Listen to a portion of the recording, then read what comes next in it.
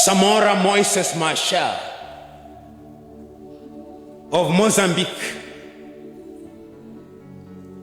was addressing his people in Maputo, and he said that he is amazed by the African, and he said at one time I had some Africans bragging about their colonial masters, that those who were colonized by the British were heard saying, we are different and better than you because we were colonized by the British.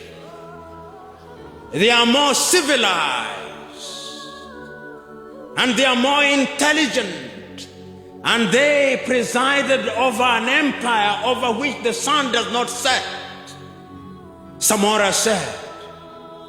Then there were those who were colonized by the French said, we are better because the French are cultured.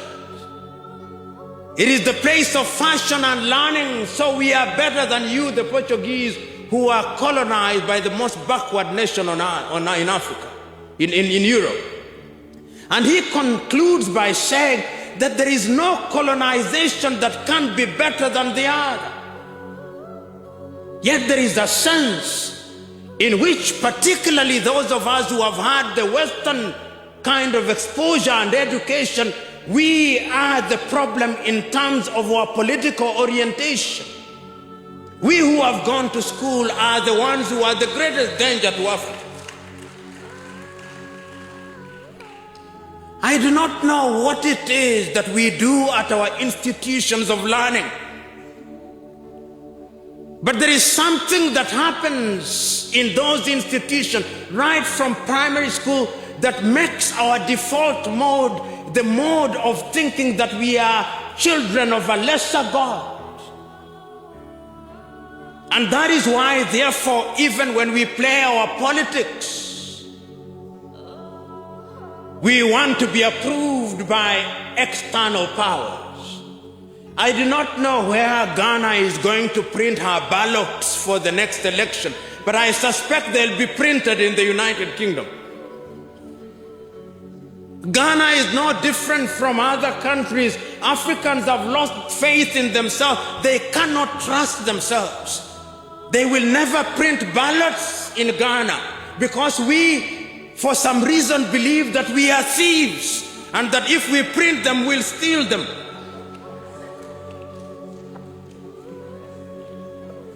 In Zambia recently, they printed their ballots in Dubai.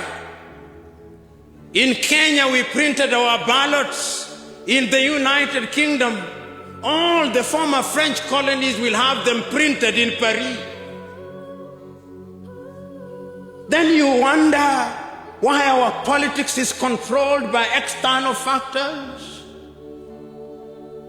When African politicians have been engaged in an election, the very first congratulatory word that they expect, if they were colonized by the British, they are waiting very eagerly whether the Prime Minister of the United Kingdom will ring them. And once they receive that call, then they will know that we have been approved and we are now good to go.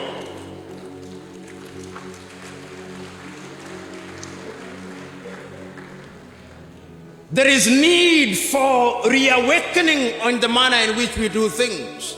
In fact, there is a sense in which if we do not go back to what Kwame said in 1963, the tragedy is that Kwame Nkrumah could see this in 1963.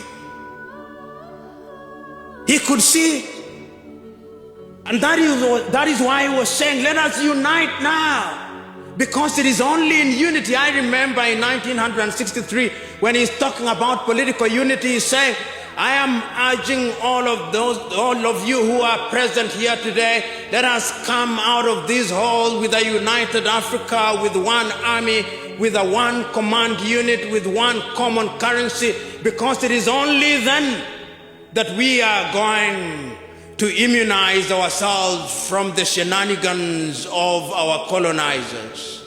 Of course, you ended up with your little sovereignties, and today your politics are the subject of manipulation by European powers. If you had accepted Kwame Nkrumah's view, he was clear at that time that you would have one passport. Today, I moved 3 hours to Togo. I have a Togolese passport printed in France, written in French, asking you about immigration and yellow fever certificate, and asking you to look at a gadget in your eyes whether you have Ebola. And yet the pastoralists across the border never looked at those things and never required any passport. Nkrumah could see this, and all this is courtesy of bad politics. You go between Senegal and Gambia, they are quarreling about the borders and the boundaries. And when you cross the nation, there are the same ethnic groups across the border. Africa must, in the nature of things, ask herself, what must we do with our politics? This is the mother question. And why is this question important? It is important because I can tell you, without being a Jewish prophet nor being related to one, that if we do not do anything about our politics, Africa will go nowhere. Today, there are two types of people who look at Africa.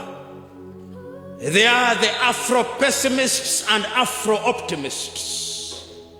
The Afro-pessimists take the view that Africa is God-forsaken, that Africa will go nowhere, that Africans will perpetually be hewers of wood and drawers of water for other civilizations, that Africa will only be humored by other civilizations. Those are the Afro-pessimists. Then there are those who take the view that Africa is now on the rise, that Africa can realize our potential, that Africa with our 1.1 billion people is capable in the next 50 years of competing with other civilizations. I am myself an Afro-optimist of the guarded kind.